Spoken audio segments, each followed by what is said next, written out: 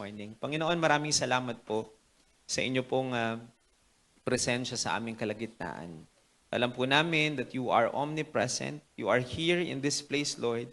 Pero kasama ka rin ng aming mga kapatiran na nasa kanilang mga tahanan ngayon. Ikaw po, Panginoon, ay kumikilos sa aming pong kalagitnaan kahit nasaan man kami. Kaya maraming salamat po, Panginoon, dahil may mabuti kang plano para sa bawat isa sa amin ngayon pong umaga. Nagpapasalamat po kami at inaalala namin ang kabutihan po ninyo, Panginoon, sa amin pong buhay. Naririto kami dahil po ikaw ay naging tapat sa amin. Kaya kami po ay lubos na nagpapasakop sa inyo po at sa inyo pong kalooban at kagustuhan ngayon pong umaga.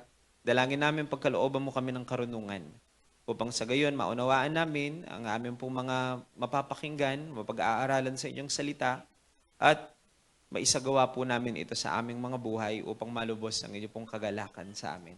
Maraming salamat po, Panginoon, dahil ikaw po ang siyang aming pangunahing tagapagturo. Mangusap ka sa bawat isa po sa amin at ang tinig mo ay marinig po namin ngayong pong umaga. Maraming salamat po at sa iyo po ang lahat ng pagsamba, parangal at pagdakila sa pangalan ng aming Panginoong Yesus. Amen at amen. Kahapon po, bukod po sa nangyari noong bandang gabi na po yun, no? Paggabi na, no? So, hindi natin naasahan yun kasi po buong araw na okay naman. At napakainit nga ng araw po kahapon. Actually po, kahapon, wala kami sa bahay. Halos kauuwi lang namin nung nangyari po yun. Pero salamat sa Panginoon, nakauwi na kami nang nangyari po yun. Kasi po, birthday po ng anak kong bunso kahapon. So, buong araw kami magmula umaga hanggang pong afternoon ay wala po kami sa bahay. 2 years old po siya, yung bunso namin, si Shiloh. Sa Thursday naman po, birthday ng ate niya. 5 days lang ang pagitan po nila. Kinukwento ko po ito because this is parang may connection doon po sa message ng Panginoon sa atin for this morning. Kasi po, ang Panginoon ay sumasagot. Kasi po, before we preach, we pray for the word. We can share anything that we want to share. Pero ayaw naman po namin na yung pong gusto namin, ang siyang marinig ng tao, wala pong kabuluhan ng lahat ng bagay na iyon. Marami akong pwedeng ituro, marami akong alam na maaaring hindi nyo alam at pwede ko pong sabihin. Pero iba po kasi kapag galing sa Panginoon, napapanahon. At saka may dahilan ang Panginoon kung bakit ito ang nais po niyang marinig natin ngayon pong umaga. Kaya kinukwento ko lang po kung paano tumugon ng Panginoon kasi ang aking panalangin, ano pong gusto ninyong marinig namin, Panginoon? Anong mensahe mo para sa amin? So kinukwento ko lang po kung paano tumugon ng Panginoon. Doon sa question ko na yon, inilagay ng Panginoon ang mensahe ngayong umaga sa aking puso dahil sa mga pangyayari po kahapon. No po. Actually po may nakaprepare na ako. Pero I'm still open kasi syempre po ayoko naman yung sa akin, yung marinig po ninyo. So hanggang kahapon po, kaya kinukwento ko ito, birthday nga ng aming bunsong anak, 2 years old siya. And sa Thursday, 5 days lang po pagitan, ang ate niya ay mag-celebrate ng 7th birthday. Si Eliana po, no? 5 days lang ang pagitan. Actually po, ang plano talaga namin, nung atiis niya mo pong misis na 5 aldo po, sabi na lasa, ano? Pero siyempre po, ang takdang panahon ng pagsilang itinatakda ng Diyos. Na po. Isa yan sa mga araw na itinakda ng Panginoon. Do kapag nasesesarya ng isang babae, ay nakakapili sila ng araw, pero hindi po nagkakataon lang yun. Yun ay itinakda pa rin ng Diyos. No po. Pero yun po, 7 years old na po siya. Sa Thursday, 5 years lang ang pagitan. Dahil napakalapit lang, alam naman po ninyo ang mga bata. No po. Birthday po ng bunso naming anak, kahapon, 5 days po, birthday na niya. Ang mga bata po, yung typical po, nainggit po si ate kapag binabati yung aming pong bunso. Wala naman ni Eliana kainin ako, tadamdaman ako. Kasi po umaga pa lang, siyempre po tatawag yung lola sa ibang bansa, pag-greet yung aming anak, tapos pagkantadya po na. Of course, yung typical na mga greetings lang, yung mga tao, i-greet siya. Makikita mo yung lungkot sa kanyang mata. Na para po bagang nagsaselo siya, ang gusto niya, bakit hindi yung ako magbe-birthday ako, hindi nila naalala. Yung mga ganun po na typical na sentimiento ng isang bata. Sa mga may anak po siguro, aware kayo na may mga ganun, no po. Pero bilang magulang, hindi po natin pwedeng palampasin yun. Kasi po pag pinalampas natin yon, lalo na sa ating mga Kristiyanong mga magulang, doon nag-uumpisa ang inggit at saka pagseselos sa pamilya. Lalo-lalo na sa pagitan ng mga magkakapatid. Tayong mga magulang, kailangang protektahan natin ang ating mga anak sa ganyang klaseng spirito. Aware po ba kayo doon? Agree po kayo, no? Opo, kasi pag pinalampas po natin yan, mga kapatid, mukhang maliit lang. Pero pagka po yan ay nakasanayan nila, tumatak sa kanilang puso, ay mahihirapan tayo kapag ka po sila po'y lumaki na. Kaya habang pong bata sila, tayo ang unang-unang dapat makadesign ng mga ganyang klaseng bagay. Pero sa akin pong puso, normal lang yon kasi nga po, bata siya. Pero normal din po na kailangan namin siyang turuan dahil po kami ay mga magulang. So habang binabati po ang aming bunso, gusto po ng aming panganay, siya rin ay batiin. Parang gusto rin po niyang maangkin o mapasa kanya yung araw na hindi naman talaga para sa kanya. Ano po? Kaya pa ulit-ulit po namin sa buong araw na yun, mula umaga, ulit-ulit po eh. Di ko na mga mabilang kung ilang beses ko po siyang kinausap ng maayos at pilit itinuturo sa kanya na anak, ibigay mo muna sa kapatid mo yung araw niya. Kasi may araw na nakatakda para sa'yo. Ulit-ulit ko pong sinasabi yon. May sarili kang araw. Darating yung araw mo.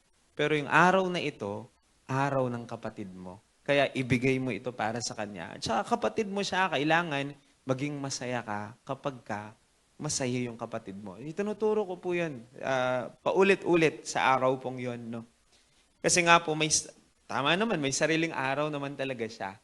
At tinuturo po namin, tinuro namin ng paulit-ulit, ibigay na sa kapatid niya kasi araw ng kapatid niya yon at hintayin na lang yung araw na nakatakda sa kanya. Pero habang inuulit-ulit ko po yon at sinasabi ko sa anak ko, parang kinakausap din ako ng Panginoon. Kasi po, bigla na lang pumasok sa isip ko na hindi lang batang kailangang matuto ng ganyan. Di po ba inuulit-ulit ko to sa isang 7 years old? Pero kahit po tayo na matatanda na, sanama ko na po yung sarili ko para masyado pong masakit na eh. Debo rin paasabit ang word na matanda. Pero that's the reality. Kahit tayo po na hindi na bata at may edad na, marami po sa atin, kailangan pa rin matuto niyan eh.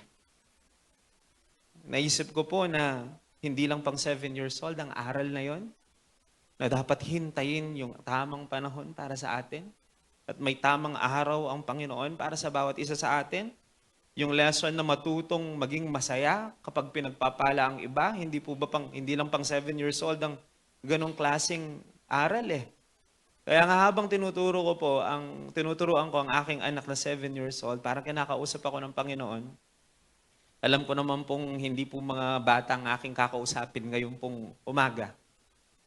Pero ang sinasabi ng Panginoon sa aking puso ay kailangan marinig din natin ito kasi po hindi lang pang 7 years old ang aral na ito at nais ng Panginoon na matuto din tayo na hintayin ang tamang araw at may tamang kapanahunan ang Diyos para sa atin. Minsan po nahihirapan tayong makita na may kanya-kanyang takdang panahon ang Diyos para sa bawat isa. Kapag nakita natin pinagpapala ang iba, ano po bang nararamdaman natin? Marami po naiinip kapag ang iba ay umuunlad, maraming tao naiinggit, hindi lang naman bata ang ganoon. Yung po sinasabi ko, dapat habang bata, nasa-settle na yon. Kasi po pag hindi na-settle yan, dadalhin yan hanggang pagtanda. At marami po na hindi po na itama, kaya hanggang tumanda, ay may ganong klaseng attitude. Kaya po ngayon pong umaga, huwag sana kayong magdamdam, pero tuturuan tayo ng Panginoon ngayon. Siya po kasi ang ama natin eh. Kasi po ako, concerned ako sa anak ko kasi ama ako, doon sa aking anak na 7 years old, naramdaman ko ang puso ng Panginoon na concerned din siya sa atin na dapat matutuhan din po natin ang bagay na ito. Amen po ba? Wala naman pong balat si Buwes dito, ano? At saka masarap pong malaman na tinutuwid tayo ng Panginoon. Ito'y simbolo ng kanyang pag-ibig para sa atin. Kasi po, kung hindi tayo tutuwid ng Panginoon sa ating mga maling ugali, eh, hindi. Di po ba ang sabi natin, mabuti siyang ama? Ay alam naman po natin na isa yan sa pamantayan ng isang pagiging mabuting ama na hindi po niya tayo hinahayaan. Ang Diyos, itinutuwid niya tayo, hindi niya tayo hinahayaan sa mga bagay na hindi po nakakabuti para sa atin. No po? Maganda pong tanongin yan, no? Tayo po kaya natuto na tayo ng ganyang klaseng lesson. Ano po bang nararamdaman natin kapag ka nakikita natin dumarating ang panahon ng iba? Masaya po ba tayo kapag ka umuunlad ang iba?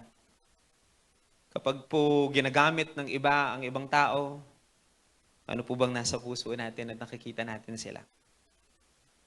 Marami po nagtatanong kapag nakikita silang umuunlad at dumarating yung panahon ng iba, marami nagtatanong, Panginoon, kailan naman yun sa akin? Kasi you are also waiting for our day and our time. Hindi po dahil hindi pa nangyayari, mga kapatid, hindi naman ibig sabihin nakalimutan na tayo ng Diyos.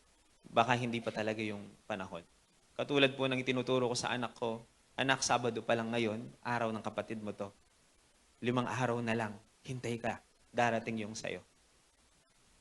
At hindi ko mo po naghihintay na tayo ng matagal ay hindi na darating yung araw. Tandaan po natin, kailangan pagkatiwalaan natin ng Diyos sapagkat hawak niya ang araw, hindi po tayo ang may hawak nito. Ibig sabihin po, may mga bagay na hindi pa lang talaga panahon, kaya hindi pa talaga nangyayari. Iyon po ang mensahe natin ngayong umaga, papamagatan po nating tamang panahon. Ano po? Ay yung ating pong pag-aaralan po ngayon. Ecclesiastes chapter 3 verse 1, we know this particular verse. Malinaw po dito na sinasabi ng salita ng Panginoon na may oras para sa lahat ng pangyayari dito sa daigdig. In English, I want to read it to you. Sabi po sa salitang English, to everything there is a season, a time to every purpose under heaven. Yun pong nakasulat sa salita ng Panginoon. That's Ecclesiastes chapter 3 verse 1. Sa Tagalog po, Mangangaral, 3 kabanata, 1 talata. Pagbasensya na po ninyo, hindi na ako nakagawa ng PowerPoint kasi po 5:30 na po kaninang umaga nung nabuksan po yung kuryente. Pero hopefully po ang attention ninyo ay nandirito at ibigay natin sa Panginoon yung attention natin. If you have your Bibles, maganda po na buksan natin at silipin yung talatang yun. Pero sinasabi ng talata pong yun, in everything, sa lahat ng bagay, there is a season, may panahon. Mayroon daw pong oras, there is a time to every purpose under heaven. Sa lahat ng mga nangyayari, may kanya-kanya at takdang panahon. Pag binasa po ninyo yung buong Ecclesiastes chapter 3, mababasa po ninyo dyan, may panahon ng pagsilang, panahon ng pagkamatay, may panahon ng kalungkutan, may panahon ng pagdiriwang at kasiyahan, may panahon para sa lahat ng bagay, may panahon ng pagtatanim, may panahon ng pag-ani. Pag binasa po ninyo, makikita ninyo, dire-diretso yan. So, inuulit-ulit po na may panahon para sa lahat ng bagay. Ang sabi po dito sa binasa natin, to everything there is a season. Ang word na ginamit, everything, ibig sabihin lahat ng bagay. Hindi po sinabi ng Bible na some things lang yung may season, no? Kaya few things ay may purpose. Hindi po ganoon. Ang sinabi ng Bible, everything. Not just some, not just few, pero sa lahat ng bagay may panahon. May tamang oras. Ano po? Everything, ibig sabihin sa lahat ng bagay sa buhay natin. Kasama na yung magaganda at hindi maganda sa mata natin. Kasama yung maaraw na mga araw at maulan na mga araw.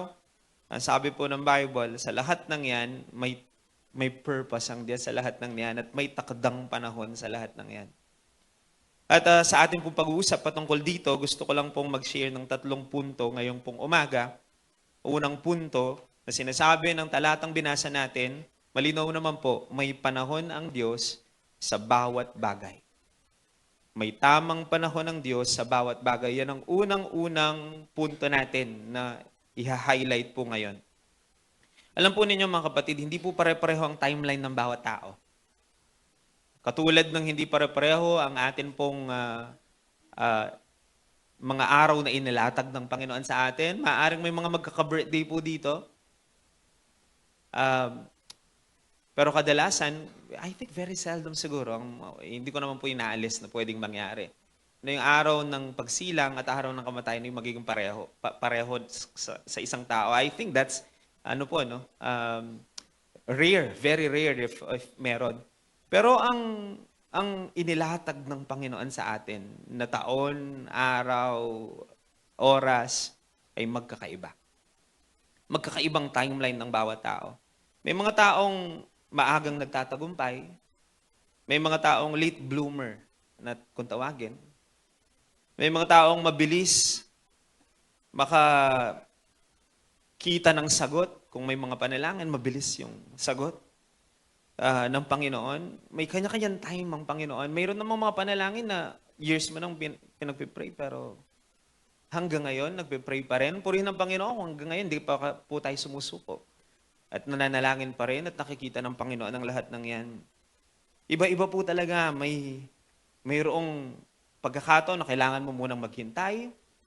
May pagkakataon naman na agad-agad tumutugon ng Panginoon. Magkakaiba. Pero tandaan natin, magkakaibang oras ng tao, magkaiba ang oras ng tao sa oras ng Diyos. Sometimes po kasi iniisip natin, kaya nalilito tayo. Iniisip natin yung sarili nating oras, yun yung timeline din ng Diyos. Pero madalas magkaiba po kasi. At kung tayo po ay tunay na tumanggap sa ating Panginoon bilang sariling tagapagligtas at siya ang Diyos natin, kailangan ngayon po ay natuto na tayo na hindi yung sariling timeline natin ang sinusundan natin, kundi timeline ng Panginoon. And we submit our will to the will of the Lord. Di po ba? May sarili tayong plano, pero may plano din ng Diyos. At kapag hindi match ang plano mo at plano ng Diyos, sino po ang mag-a-adjust? Dapat tao. Kasi tayo po, Diyos natin siya.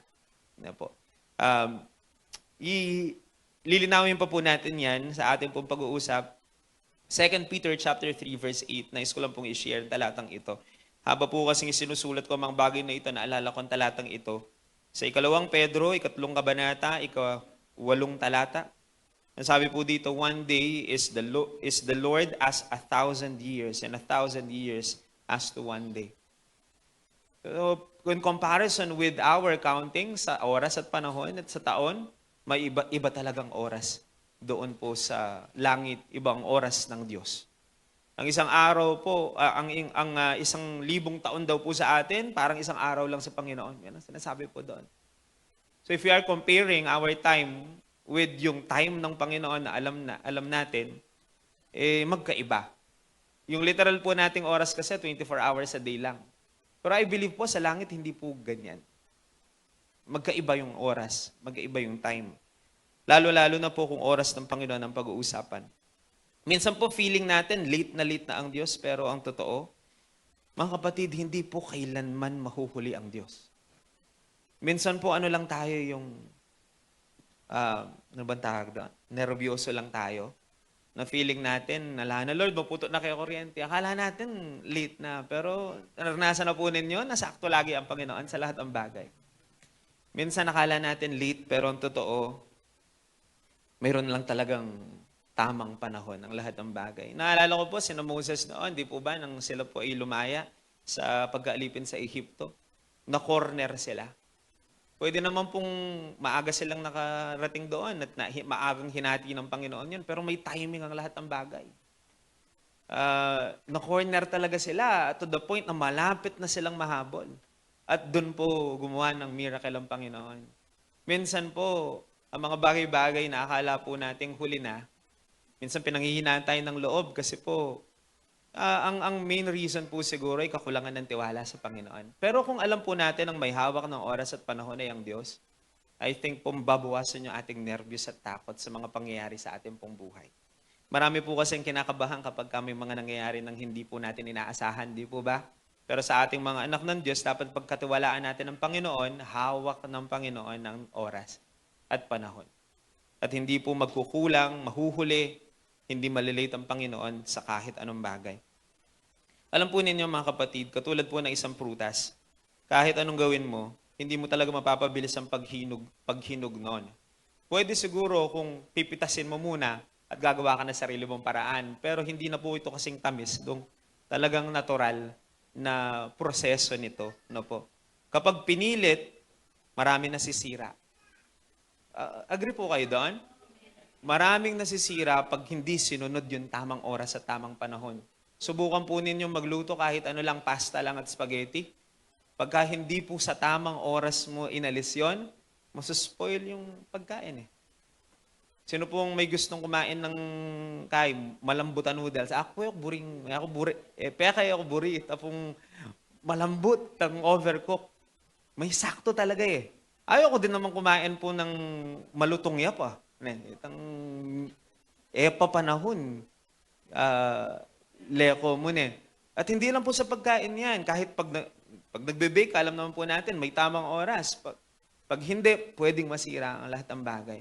Hindi lang po sa pagkain nangyayari yan. Sa lahat ng bagay na nangyayari sa ating buhay, pag pinilit natin sa hindi tamang panahon, pwedeng masira ang bagay na yan. Minsan kahit pa yung mga bagay na regalo ng Panginoon sa atin na supposed to be blessing na ine-enjoy natin, pagka pinilit natin sa hindi tamang panahon, masispoil. At marami po ang, sad to say, nagdurusa. Sa panahon natin, sa mga bagay kasing pinilit natin na hindi pa kapanahunan nito, no po. Ganyan po ang buhay. May mga blessings na kailangang hintayin dahil may inaayos pa ang Diyos sa atin. At kapag pinilit natin, pwedeng mas-spoil ito. Marami pong mga verses sa Bible ang pwede natin tignan at maraming mga characters sa Bible ang pwede natin gawing example.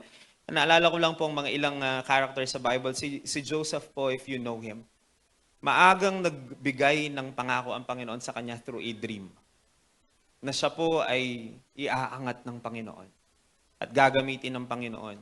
I-share niya po ito sa kanyang mga kapatid, di naintindihan ng mga kapatid ang kanya pong panaginip. Anong gusto mong sabihin? Luluhod kami sa inyo? Sa iyo? Matanda kami sa iyo. Culture of the Israelites po, pag matanda, yung blessing po talaga ay nasa panganay at pagka mas bata ka, kailangan nagpapasakop ka sa mga matatanda sa iyo.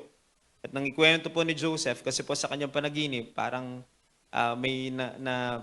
to make the long story short, parang luluhod sa kanya yung kanyang mga kapatid, no po, magiging parang leader siya, tingaangat siya ng Panginoon. Pero alam po ninyo, ang Panginoon, tapat siya sa kanyang pangako, tinupad niya yon. Pero bago niya po ito tinupad, kung alam po natin ng ating pong Biblia at binabasa natin ito, hindi ngayon na naginip, bukas tinupad. Hindi po ganon. There is a process doon sa pangako at pagtupad. May tamang panahon para doon. Pero doon sa paghihintay ng tamang panahon, dumaan muna siya sa pagbebenta sa kanya ng mga kapatid niya, pagkahulog niya sa balon, pagkaalipin niya, at dumaan siya sa kulungan.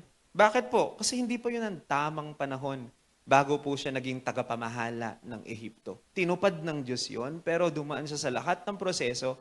Bago napunta doon sa season ng pangako, may mga seasons ng paghahanda at process na pinagdaanan po si Joseph. Maraming changes ng season siyang dinaanan bago siya dumating doon sa season ng tagumpay niya. At maaari po ang bawat isa sa atin ay nasa journey ngayon, papunta sa pangako ng Panginoon, pero wag po kayong mawala ng pag-asa kung nasa season man kayo na medyo taliwas ng itsura doon sa season na inaasahan ninyo because seasons change. Yan po. Pero ang pangako ng Panginoon, talaga pong i-guide niya tayo papunta doon sa tamang panahon. Po. Hindi lang po si Joseph ang nakaranas niyan. Even David, nakaranas po niyan. Di po ba si David, bata pa lang siya, binuhusan na siya ng langis at inanoint bilang hari. Alam ni David na siya po ay magiging hari. Pero napakatagal na panahon ang hilintay bago po dumating yon. Napakarami pang changes ng season. Pero dumating din siya sa season ng pangako. No po. Pero just try to imagine, dinaanan niya yung season ni Goliath. Dinaanan po niya yung season na nawalan ng tiwala si Saul sa kanya at hinabol siya. We know the story of David kung ano po ang kanyang pinagdaanan.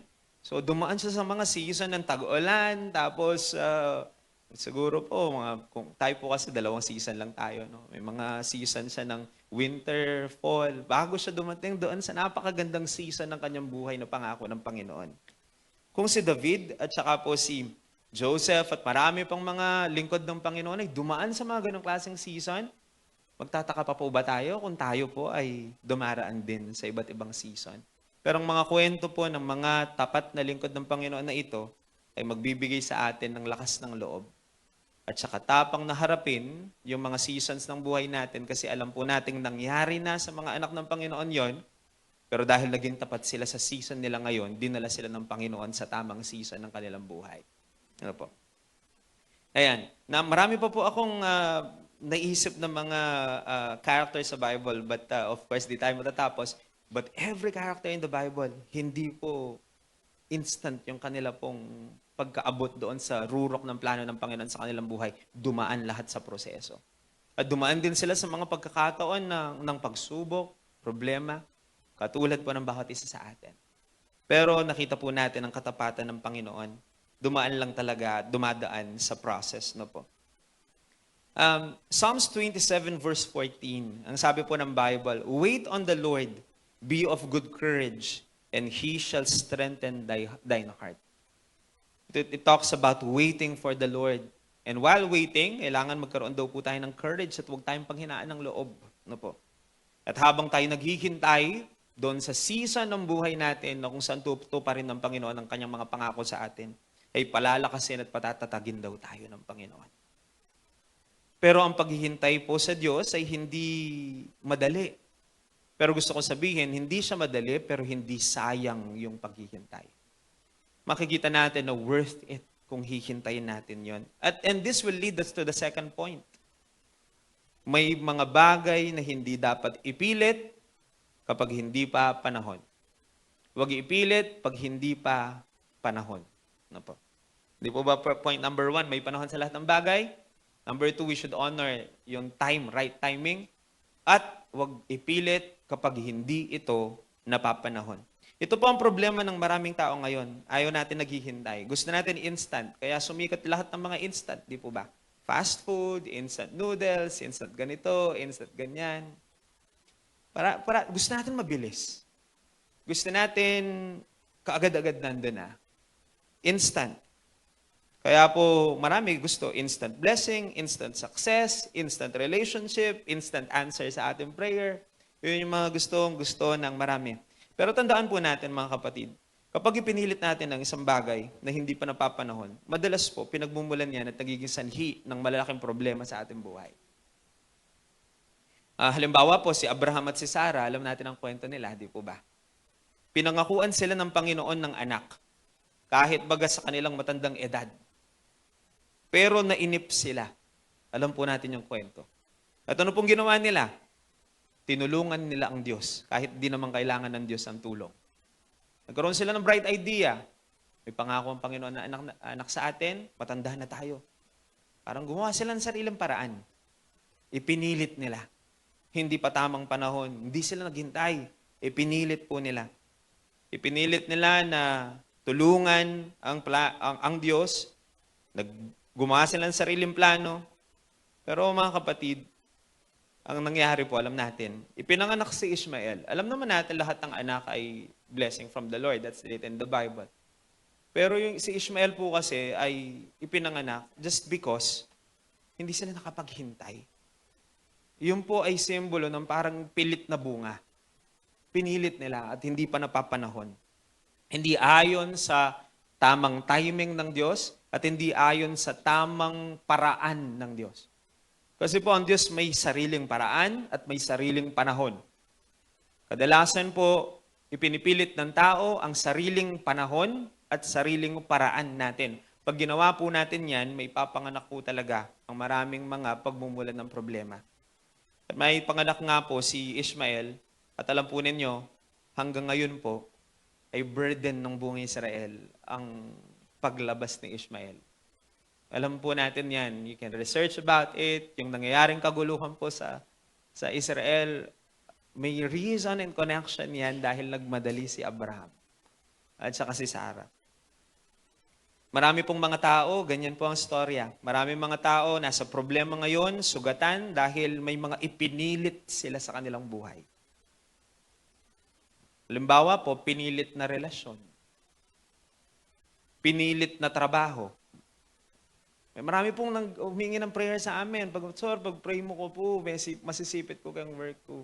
Nanwari pong work mo. Pata sabihan daw po yung work daw. Balo mo nang ngene ka ro, man Lord dito, pinilit me. Kaya ngayon, nasa sitwasyon ka na ganito. Ano po? Marami kasing pinipilit ang tao.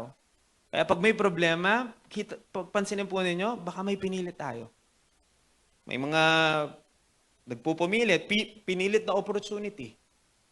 Akala natin, okay yun eh. Pero hindi natin hintay ang tamang panahon at tamang paraan ng Panginoon. Yung mga pinilit na promotion, pwede kang ma-promote, pero pag pinilit yon, baka ikapahamak mo yun sa dulo. Kasi po, ang Diyos ang nag-aangat sa atin eh. Alam naman po natin yan, kapag anak tayo ng Panginoon, di natin binubuhat ang sarili natin bangko. Ang Diyos ang mag-aangat sa atin, hihintayin natin ang Panginoon sa tamang oras at sa tamang pamamaraan. Pero para ipilit mo, pwede kang maupo doon sa taas, pero pag pinilit mo ayon sa iyong kapamaraanan yon, pagmumulan yun ng malaking pagsisisi sa bandang huli. No po. Marami pong ganyan, mga pinipilit ng tao kahit hindi pa panahon. Ano to pong nangyayari? Naipapanganak yung marami mga problema. At minsan nagkakasala ang marami dahil sa pagpipilit natin ng mga bagay na hindi pa napapanahon. Proverbs 19 verse 2, ang sabi po dito, He that hasteth with his feet sinneth. Ibig sabihin ng hasted, madalas po mga kapatid, madalas ang pagmamadali nagiging dahilan ng pagkakamali. Ulitin ko po yan ha, madalas ang pagmamadali ay nagiging dahilan ng pagkakamali. Maraming nagkakamali dahil nagmadali. At hindi po natin kailangang magmadali. Kung pangako yan ng Panginoon, di mo kailangang makipag-unahan. Ibibigay at ibibigay ng Diyos yan sa tamang kapanahunan. Hindi mo kailangan makipag-agawan. Na para bagang, kasi po dito, no, kapag may blessing ka, talagang para sa iyo, kung kami maligwa, ako adere nga liwa. Na po, makanita yung isip tamo. Kaya nga po talagang gagawan tayo ng paraan para lang po makuha natin yung para sa atin. Pero alam po ninyo, ang Panginoon ang may hawak ng mga bagay na para sa atin. At kailanman, hindi maaagaw ng sino man yan sa kamay ng Diyos. Kung para sa iyon, ibibigay ng Diyos sa iyon. Ako po, ang mga matatanda, may ganong kasabihan eh, kung para sa iyo, para sa iyo. Kasi po kung nagtitiwala tayo sa Panginoon, nano, upright dewari, Lord. Panakawan dewari king gamat ng Lord itang para kaya ka. Kailangan tamo mo pong gawan, manaya tamo, na ibiyene kaya katamo. Lalo na mga ita pwedeng gawan na samsaman tayo king gamat ng Lord. Sometimes po, makanting malalyari at inyong blessing ni Lord, pero ay tayo panayan na yamis mo yung sa sarili niyang panahon, hindi na tayo makahintay. Kaya ang nangyayari, nasuspoil tuloy, kahit pa blessing, parang napapasama pa tuloy. At yun po ang maraming nangyayari na ganyan. No po. Minsan, sa kakamadali, laging nagkakamali ang marami. Kaya wag po natin kainggitan yung panahon ng iba kasi may sariling takdang araw tayo. Darating din yung araw na para sa atin, ang blessing na para sa atin. Galatians chapter 6 verse 9, sabi ng Bible, In due season we shall reap if we faint not. Yung word po na ginamit dito, sa tamang panahon, tayo aani. May tamang panahon. At madalas yun, hindi po yung sarili nating oras yung tinutukoy doon. Yung tinutukoy po doon, panahon na itinakda ng Diyos. Tandaan po natin, sa isang halaman, hindi naman tayo nagpapabunga. Ang Diyos ang magdidesisyon kung kailan. At kung kailan tayo mag-harvest, depende sa Diyos yon. Ang panahon na papapamungahin niya ang ating mga tinanim, pero habang naghihintay tayo, maging faithful tayo sa katatanim at kagagawa ng mga dapat nating gawin sa harapan po ng Panginoon. At hintayin natin yung due season. Ang sabi ng Bible, kung hindi tayo manghihinawa, if we will faint not, in due season, we will reap. God has appointed season. Yung due season doon, appointed season, ang tawag po natin doon.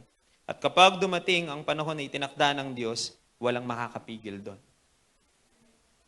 At pangatlo po, pinakahuling punto, di po ba may panahon sa lahat ng bagay, huwag ipilit yung hindi dapat ipilit, at hintayin ng Panginoon, ang tamang oras ng Panginoon. Pangatlo, habang naghihintay sa tamang panahon, maging tapat sa kasalukuyang panahon.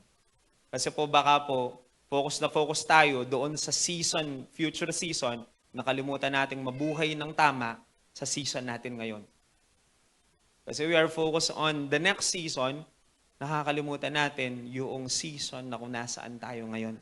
So habang hinihintay po natin yung tamang season at gusto nating season, yung susunod na season, maging tapat po na tayo sa kasalukuyang season ng ating pong buhay. Ito po ang ayaw ng marami. Gusto lahat yung next season na.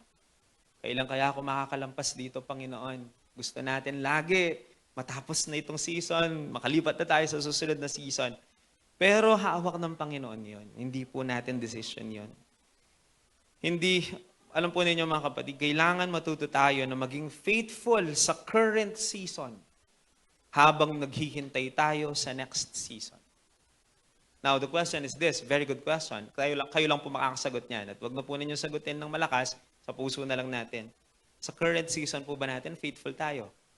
Alam ko po, we are hopeful on the next season because God is faithful. We know na may darating. Pero, kumusta po ang season natin ngayon? Kasi po, kung kaya expect mo na may magandang season sa susunod, pero hindi ka naman faithful sa season na ito, eh baka tatagal ka sa season na yan. Because, tandaan po ninyo, may purpose ang Diyos sa lahat ng season. At kadalasan ng season natin, may tuturo ang Panginoon sa bawat season. At kapag hindi ka pa natututo sa isang season ng iyong buhay, tatagal ka talaga sa season na yan. Naku po ninyo, katulad po sa amin ng mga teacher, no po, may isang lesson na dapat sana lalampasan na namin. Pero kapag ka po hindi pa natututo, yung mga estudyante, eh talaga pong di kami aalis doon. Iikot-ikot lang kayo doon. Kaya po ang naalala ko tuloy, ang mga Israelita. Alam po ba ninyo na sabi po ng mga Bible scholars, na from yung kanila pong Egypt journey, pwede silang makarating doon, may ruta papunta doon na ano lang, 40 days lang makakarating sila. Umabot sila ng 40 years. Doon sa season ng wilderness season nila. Alam po ninyo kung bakit? Di sila matututo. Doon sa wilderness season. Alam po ninyo mga kapatid, may ginagawa kasi ang Panginoon sa atin bago tayo dalhin sa kabilang season. Kasi po, kung di tayo ready doon sa kabilang season, kahit gaano kabuti yun at kaganda yun, ikasisira natin yun. Kaya inihahanda muna tayo ng Panginoon para doon sa season na yan. At ang current season natin, yun po yung tinatawag natin process at pagkakanda ng Panginoon. Ano po? Kahit naman po ako, mayaman ako at may anak ako, tapos pwede ko naman bilhin siya ng kotse at pangakuan ko na dinanda kang kotse. Pero di ko ibibigay ngayong season na ito. 7 years old ya pa. Bakit po? Pag binigay ko yan, nag-drive ang anak ko, bala ng pihalungan niya, ikasira nitang blessing. Hindi siya ready para doon. Naku po ninyo, ang anak ko, birthday niya, magsa-7 siya, pwede kang di ng 10,000. Pero kasi sira niya yon, di niya alam paano gamitin yon. Kasi po hindi pa season para doon. Ang Panginoon po, mabait siya at mabuti. Marami siyang nakahanda at gustong gawin at ibigay. Gusto kanyang dalhin sa mga seasons ng buhay ng tagumpay. Pero, alam din ng Panginoon kung handa ka na doon kasi po dadaan ka talaga niya doon sa preparation season. May purpose ang bawat season. Kaya kung ang current season natin medyo mahirap at nasa panahon ng pagsubok, isipin po muna natin, ano kaya purpose ng Panginoon? Bakit nandiyan ka pa? Anong gusto ng Panginoon na matutuhan mo para dyan? Baka God is preparing you for something great. Kaya huwag tayong magreklamo. Bagkus, hanapin natin ang kalooban ng Diyos at gawin natin yung dapat natin gawin sa season na ito. Para hindi na po tayo magtagal na paikot-ikot sa isang season ng ating buhay. Ano po? Marami pong ganyan, gusto ka agad-agad. Like for example po, sa church na lang, minsan gusto malaki ka agad, nasa position ka agad. Pero hindi naman faithful sa maliit. The Bible tells us very clearly, pagka hindi ka faithful sa maliit, di ka maging faithful sa malaki. At pagkakatiwalaan ka ng Panginoon sa malaki, pag naging faithful ka sa isang maliit na bagay. Marami po na gusto ka agad ng breakthrough, pero ayaw ng process. Gusto magpagamit kay Lord, pero hindi naman teachable, tayo magpaturo. Paano po yun? Hindi naman po pwedeng from here, jump ka kaagad. Sa pag-aaral po, may accelerated. Pwede naman siguro yun, pero may process pa rin kahit pa accelerated. Pero mga kapatid, there is a time for everything. Yun po ang sinasabi po dito. Doon sa Ecclesiastes chapter 3 na binasa natin kanina, hindi lang po sinasabi doon na may panahon sa lahat ng bagay. Ang sinasabi din po doon, may dahilan yung bawat panahon na yon. There is a time for everything, pero doon sa second part, there is a purpose doon sa bawat panahon na yon. May tamang panahon at mayroong pong dahilan yung bawat panahon na yon. Ibig sabihin, kahit waiting season yan, may purpose ang Diyos dyan. Kahit pa painful season yan, may purpose ang Panginoon dyan. Kahit pa hidden season yan, mayroong purpose ang Panginoon sa lahat ng yan. Minsan po akala natin walang ginagawa ang Diyos dahil walang nangyayari sa paligid natin. Pero hindi natin nakikita na busy pala ang Panginoon sa loob muna natin. Wala tayong nakikita sa paligid na nagbabago, pero ang Panginoon mas busy at mas concerned sa kakaayos muna sa loob ng iyong puso. Kasi pag handa na ang iyong puso, makikita mong magbabago ang sitwasyon. Sometimes you want na ang surroundings natin ang mag-change kaagad eh. Pero alam po ninyo mga kapatid, isa sa natutuhan ko sa paglilingkod ko sa Panginoon, uunahin muna ng Diyos yung puso mo bago niya baguhin yung sitwasyon mo. Sometimes you are focused on the situation. Pero alam po ba ninyo, I don't know if you will agree, kahit magbago ang sitwasyon, kung hindi nagbago ang puso, babalik ka rin doon sa sitwasyon na yun. Kaya marami po mga Kristiyano, paulit-ulit na lang doon sa struggle nila. Kasi po, nagbago ng konti yung season, medyo may yan bagyembe. Pero yung puso daw, megbayo, babalik din. Yung problema mo hindi na-fix eh. Babalik at babalik din dun sa season na yun. Kaya minsan po nakikita ng mga tao, paulit-ulit parang cycle siya. Pero alam po ninyo mga kapatid, ang Panginoon po tapat sa lahat ng seasons natin. No po? Babaguhin talaga niya tayo. At ako po, sa aking personal na relasyon sa Panginoon, lagi ko sinasabi sa Panginoon na ayoko lang basta lampasan ng isang season. Gusto ko matuto ako dun sa season na yan. May nagbago. Paglampas mo sa season, may binago ang Diyos. Kasi kung lumampas ka lang, nang wala naman nagbago, parang na-defile ang purpose ng season na yon. Anong purpose ng season na yon? Walang change eh. Kasi po lahat ng season, may reason ng Panginoon at may gagawin talaga siya. And let's just allow God to do the things that He wants to do. And we must be submissive enough at saka humble enough to accept yung mga pagtuturo ng Panginoon sa bawat season ng ating buhay para maganda-ganda po yung lipad natin sa susunod na season po natin. Ano po? Hello? Ilan po yan. Nangyayari talaga. Dito po ang focus ninyo. I remember Moses. 40 years po siya sa Egypt. 40 years din siya sa desierto bago siya ibinalik ng Panginoon. Try to imagine, decades of waiting, decades of preparation. Ang kausap lang po ni Moses doon, yung mga alaga po niya eh.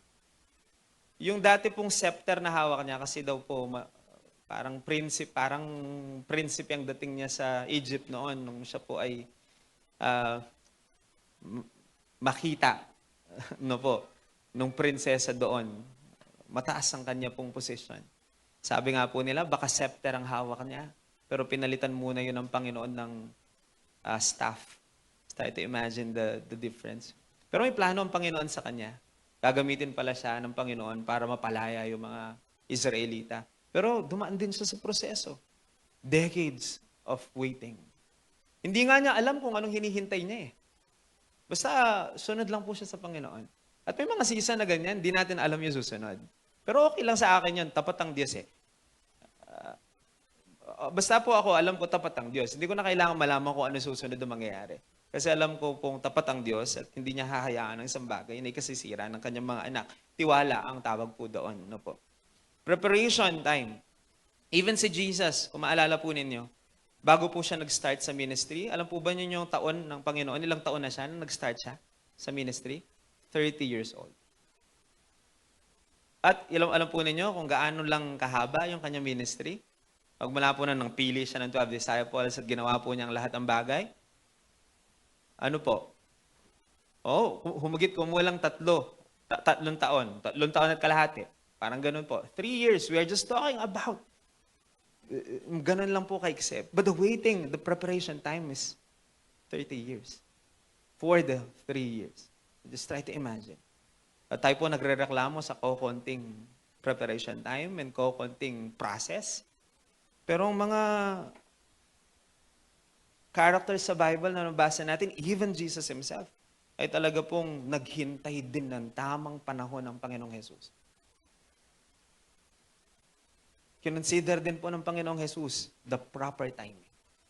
Pwede siyang lumabas ng 18 years old pa. O kaya kahit bata siya, pwede. Kaso, may right timing.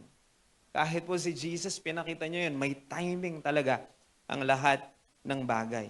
Kung si Jesus po, si Moses, dumaan sa mga ganong klaseng panahon ng paghihintay at process, no? Dumaan sa tamang timing, tayo pa kaya? Kaya habang naghihintay po tayo, maging tapat doon sa process na tinutukoy. Luke 16 verse 10. Ang sabi po dito, "He that is faithful in that which is least is faithful also in much." Talking about faithfulness. Habang konti pa, nasa season tayo ng konti, magtapat tayo. Para pag dinala tayo ng Panginoon sa kabilang season, at baka season ng pagpapala yun, ay ready po tayo dahil naging tapat tayo doon sa maliit. May mga tao po gusto suddenly, pero sometimes ang Panginoon gusto niya slowly. Sino masusunod? Tayo gusto natin biglaan eh. Pero ang Panginoon, minsan, madalas na po. Slowly. Pero okay na sa akin yung slowly pero surely. Kasi pag ang Diyos ang kumilos, sigurado yon. Kahit minsan mukha lang slowly sa atin, pero sure yon. Mas gusto ko na yun kasi sa biglaan pero palpak naman. Opo. Ayan. Tandaan po natin, kahit yung mga malalaking punong nakikita natin, yung mga matatatag na malalaking puno po, yun yung malalaking punong mabagalang paglaki. Kasi may mga punong mabilis lumaki, di po ba? Pero mahina yun. Kasi pag magbilis, tapos malaki na kaagad, ibig sabihin ng ugat nun, hindi siya ganoon kalalim yung development time nun. Pero yung mga nasa gubat po, mahabang panahon. At sa kanila pong paghihintay sa growth season na yon, kita naman po ninyo kung gaano katatatag at katitibay ang mga punong yon na kapag ka po talaga dumaan sa tamang kapanahunan ng Panginoon. No po. Psalms 31 verse 15, isa sa mga paborito ko pong talata ito eh. Ang sabi po dito mga kapatid, ang season daw natin nasa kamay ng Diyos. In other translation, sabi dito, my season are in the hands of my seasons are in thy hand. Talking about God. Then alawanong po translation, my time are in thy hands. Dito, my time are in your hands. Yun ang sabi po doon. No? Tapos of course, meron pa siyang, rescue me from the hand of my enemies and from my persecutors. Yan. Pero I want to highlight the my time is or are in your hand. Ano mang klaseng panahon yan, nasa palad ng Diyos yun. At tandaan po natin mga kapatid, pwede nating sabihin, nasa mabuting kamay tayo. Hindi po ba nakakapanatag sa ating pong puso na marinig mo yung nasa mabuting kamay ka? Nasa kamay tayo ng Panginoon, mga kapatid.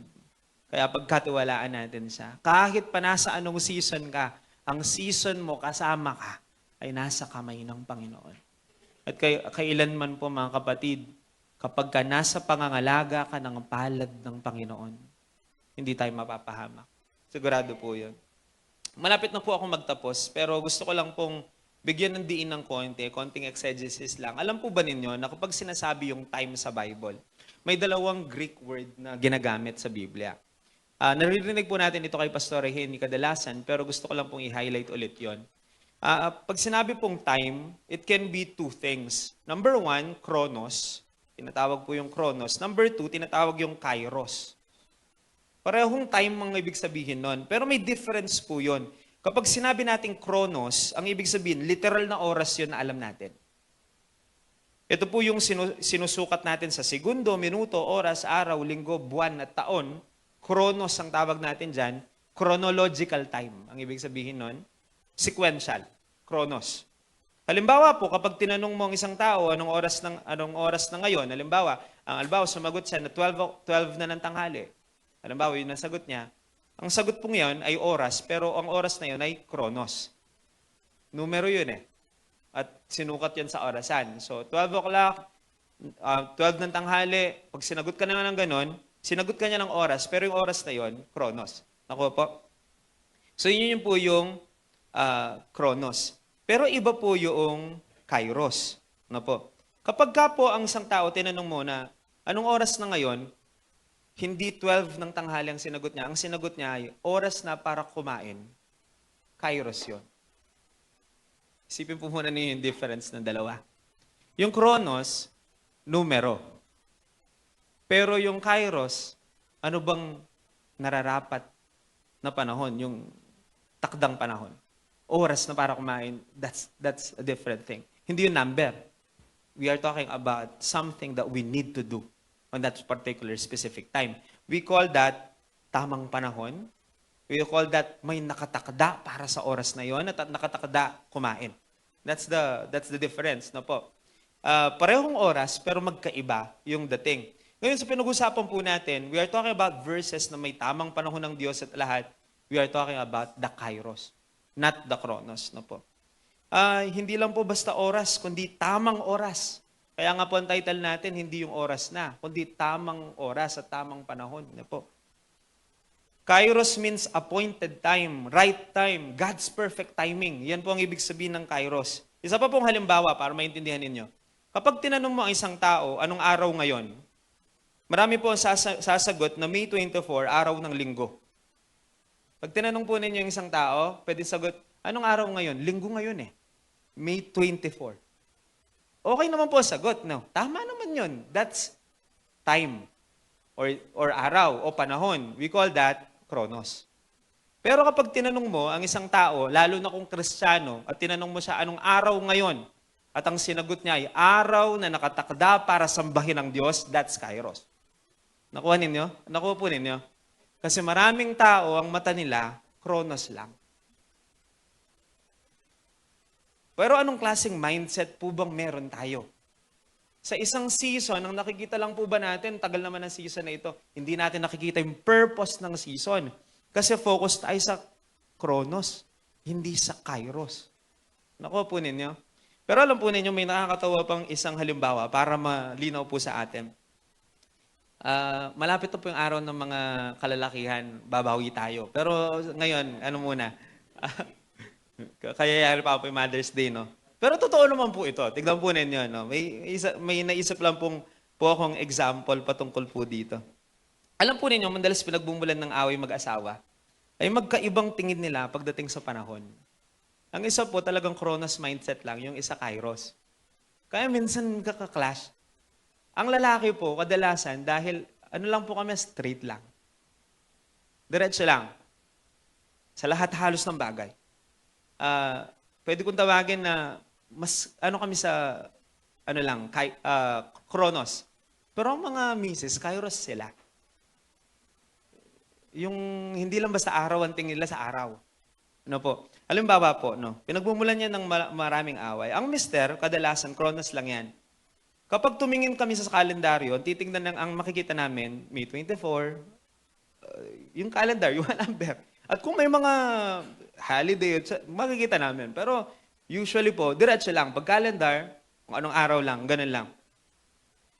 Simple lang. Diretso. Pero ang mga misis, kairos yun eh. Kairos mindset. They always know the times and seasons. Kaya nga po siguro may kasabihan tayo na mothers knows best. Hindi po dahil mas matalino sila, kundi madalas alam nila kung anong dapat gawin sa tamang panahon. Alam nila kung ano yung tamang oras. Deng pong lalak, babawi tayo sa June, ano po, no? Pero ngayon, aminado naman po ako kahit po sa amin, dalawa mag-asawa. Minsan po ako diretso lang. Kaya ang misis ko, tagapagpaalala sa akin. Kasi kung wala siya, makakalimutan ko, maputo kaya po kuryente. Nakakalimutan kong due date eh, pero yung misis hindi kakalimutan yon. Pag tinanong ka, halimbawa po, no, totoo naman po yun. No? They always know the times and season. Kaya ang mga mister, payo ko lang po. This is my experience, no po. Pero alam ko mas maraming experience ng iba po, no. Medyo ano lang po yung aming hello. Okay lang. Medyo bago-bago pa po kami mag-asawa, pero sa experience ko po, mga kapatid, kapag nagtanong si Mrs. kung anong araw ngayon, huwag muna sasagot. Payo ko lang po sa mga lalaki, huwag munang sasagot. Kapag sumagot ka ng Kronos, patay yun. Pagmumulan yun ng aaway. Pag sinabing, anong araw kasi ngayon, ano po ng Mrs. Huwag muna sasagot. Mag-isip muna. May reason kung bakit ganun ang question. Kasi pag sinagot mo yan ng May 24, patay yun. Hindi magtatanong ng ganun lang ng May 24 lang answer. Isipin mo muna, hindi kaya anniversary ninyo? Number one, hindi kaya may birthday sa inyo? Hindi kaya may special na araw na nangyari ng ganitong araw pero nakalimutan mo lang. Kaya wag mo nang sasagot. Kasi po, ang alam lang natin, Kronos eh. Isipin mo muna, baka mayroon pang nangyari? May takdang, may dapat ba? Tamang panahon ba ito? O ano bang... Baka isipin muna natin. Kasi po kadalasan, ganyan po kami nagmumulan. Simple lang eh. Pero magkaiba po kasi yung mindset ng mga kapatid. Kaya saludo po ako sa mga nanay kasi kung tanungin mo kung anong araw bukas, kami po, sasagot lang namin, May 25. Pero tanungin po ninyong misis ko kung anong araw, ang isasagot po niya, araw na due date ng bahay namin. 26 po kasi, kailangan na magbayad doon sa bahay. Alam niyo yun, ako hindi. Makakalimutan ko yun. Ayun po ang tawag sa mindset na Kronos. Alam mo siya. These are simple things. Pero alam po ninyo, sa ating buhay Kristiyano, dapat nag-shift na tayo from Kronos to Kairos. Pag may nangyari, kailangan isipin muna natin, ano ba talaga yung season na ito? Ano po ba, Panginoon, ang kalooban mo para sa season na ito? Para hindi masayang yung season. Hindi lang dadaan yung season. Tatanungin mo talaga, what's the purpose of this season? I don't just want to look at this season as Kronos. We look at the season as appointed time ni Lord. Pero ang question yan, ano yung appointment? Para saan yung season na to? At kung may mindset po tayong ganun, at lagi tayong nananalangin, Panginoon, ituro mo sa akin kung para saan ang season na ito, maintindihan natin ang mga bagay-bagay. At marami po tayong matututuhan sa mga seasons ng buhay natin. Makikita natin ang buhay natin differently. Kasi po, we always focus on Kronos. Yung mga nagre-reklamong katagal naman, ganito naman, ganyan naman, they are focused on the clock. They are focused on the Kronos. Kasi po kung magpo-focus ka lang sa kabibilang ng numero, delay na ata ako, 40 na ako, ako pa makanini. May mga targets tayo sa buhay eh. Kaya minsan nafe-feel mo, delayed na ka. Nakafocus kasi tayo sa Kronos, mga kapatid. Pero ano pong panawagan sa atin ng Diyos ngayon, and I will end it here. God wants us to focus more on the purpose of season. Not just yung pagbibilang lang ng araw o pagbibilang ng season. Kailangan po nating mabuksan yung ating pong isipan na may plano ang Panginoon sa lahat ng bagay. Mga kapatid, tayo po'y nasa season ng buhay natin ngayon, magkakaiba yung season natin. Pero sigurado may pinagdadaanan ng bawat isa sa atin. Umpisahan na natin tanungin, para saan to, Panginoon? Hindi naman po yung kina-question natin na bakit ganito. Kadalasan po, naubos ang oras natin sa kaisip na o kasisisi sa Panginoon na hindi ko deserve to, Lord, bakit nangyayari to? Pero let's just ask the same question with a different heart. Pwede natin tanungin ng Panginoon, bakit po nangyayari sa akin ito? Pero yung different heart na sinasabi ko, yung tinatanong mo siya para magawa mong kalooban niya. Lord, bakit nasa season ako ng ganito? Ano bang gusto mong gawin ko dito? Ano bang gusto mong maintindihan ko dito? If we will be open at saka if we will be praying yung mga ganong klaseng question, the Lord will tell us what to do. Mas focus tayo doon sa may purpose ang Diyos. Hindi lang po tayo focus sa napakasakit naman ng season na ito. We are so focused on that pag minsan po eh. Pero we forget the purpose. So you ask the Lord. We always ask the Lord, Lord, anong gusto mong gawin ko? Anong gusto mong matutuhan ko, Panginoon? Alam ko may magandang plano ka sa buhay ko, pero nasa season ako nito eh. Parte ito ng plano ng Panginoon sa atin. So, makakabuti yun para sa atin. So, let's just be open and let's just trust God. Kahit pa po nasa rainy season tayo, kita po ninyo yung ulan, napakalakas ng ulan kahapon. Lumipas lang eh. Wala mang isang oras. Malakas pero lumipas. Ano po? Pero marami akong natutunan. Kailangan kong panaling masaleser kaya kami puntol, dami nga tanggalitang metong. Kailangan kong i-safety na yung ilang bahagi ng bahay namin. Nakita ko may tumulo ng konti o kailangan ng i-fix yun. Marami ka rin matututuhan eh. Kahit may mga season na mabilis na lumalampas. Pero kapag lumampas siya na wala ka natutuhan, nakita natin, natutuhan natin na tapat talaga ang Diyos. Yun po ang number one realization, di po ba? Hindi lang siya basta lumipas. May nangyari. At may pinakita ang Panginoon sa atin. Yun ang sinasabi ko po. Nasa sitwasyon tayo ng problema, mga kapatid. Tignan natin yung kairos part nun. Ano bang purpose ng Diyos? Ano bang nais ng Diyos na gawin natin dito? Tayo po lahat ay yumuod manalangin. Let's all pray. Panginoon, maraming salamat po sa umaga pong ito. Salamat sa iyong presensya, salamat sa iyong salita, salamat sa iyong pagtuturo sa amin, Panginoon. Alam po namin, kasama ka po namin. Kinikilala namin ang iyong presensya sa aming kalagitnaan. Kasi po kung wala ka, wala pong kabuluhan ang lahat ng aming ginagawa dito. Pero maraming salamat dahil may pangako ka na kapag kami nagkakatipon, imposibleng hindi ka bababa. Imposibleng hindi ka mamamalagi sa aming kalagitnaan. Kaya we acknowledge you, Lord. Hindi ka namin nakikita sa aming mata, physical, pero alam namin sa sinasabi na yung salita at sa pananampalataya namin, dama ka po namin, Panginoon, at naririto ka. Kaya alam ko po, Panginoon, sa pag-aaral namin ng iyong salita, may ginagawa ka pa, may ginagawa ka na kanina pa, Panginoon. Pero alam ko po, kahit po tapos na ang pangangaral at pag-aaral namin, ay may patuloy kang ginagawa ngayon sa puso po namin. Dalangin ko ang lahat ng bagay na narinig namin ay maging personal sa amin. Ikaw magturo kung paano namin ma-apply ito sa mga sitwasyon ng aming buhay ngayon. Pero dalangin ko, Panginoon, dulutan mo ng pag-aasa ang bawat isa po sa amin. Maaring may mga ilan po dito ang maraming katanungan sa kanilang isipan. Maaring marami po sa amin matagal na naghihintay. Maaring marami pinanghihinaan na ng loob at iniisip darating kaya ang tamang panahon para sa amin. Pero salamat po, Panginoon, ipinaalala mo sa amin ngayon na may takdang panahon ka sa lahat ng bagay. Salamat sa assurance na ang season po namin ay magbabago, Panginoon. At ikaw, sa iyo pong biyaya, ikaw mismo ang siyang magdadala sa amin dun sa season na kung saan po may enjoy namin yung mga pangako po ninyo para sa amin.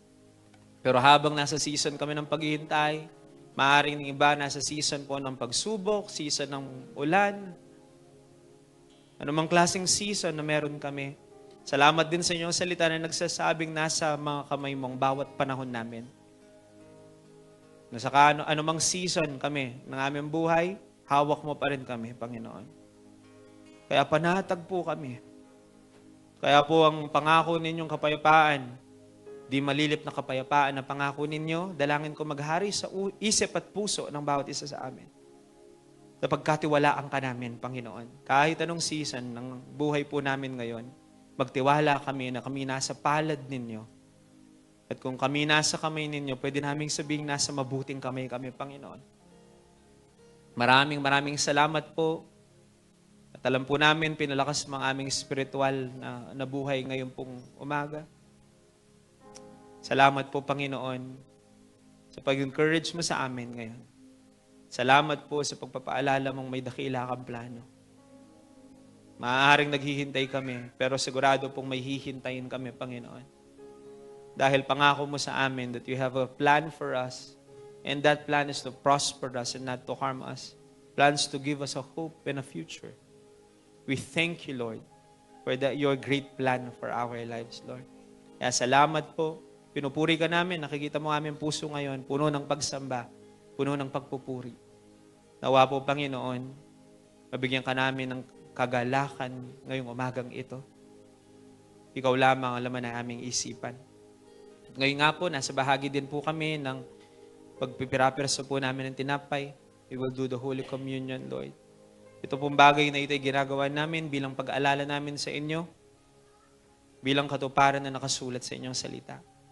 Naalala namin ang iyong dakilang pag-ibig sa amin na ipinahayag mo at ipinakita sa pamagitan ng pag-aalay mo ng iyong katawan. pagkamatay mo sa krus ng Kalbaryo para sa amin, pagdanak ng iyong dugo, na naging dahilan, Panginoon, ng kapatawaran ng aming mga kasalanan. At ito ang dahilan kung bakit may pag-asa kami at may buhay na walang hanggan kami, Panginoon. Salamat po, O Diyos. Patuloy kang kumilos sa aming kalagitnaan.